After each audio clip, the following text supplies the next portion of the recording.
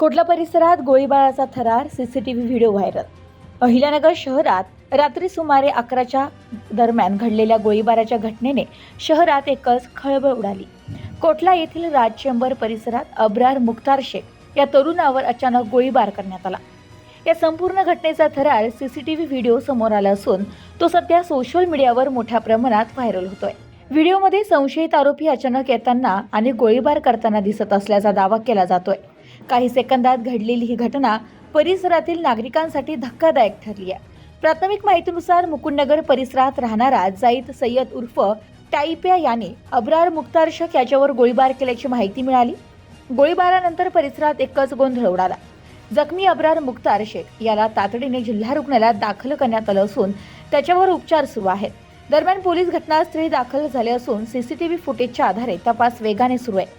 आरोपीचा शोध घेण्यासाठी विशेष पथक नेमण्यात आलंय. या घटनेमुळे शहरातील कायदा आणि सुव्यवस्थेचा प्रश्न पुन्हा ऐरणीवर आलाय. Bureau report, news today 24, Ahilyanagar.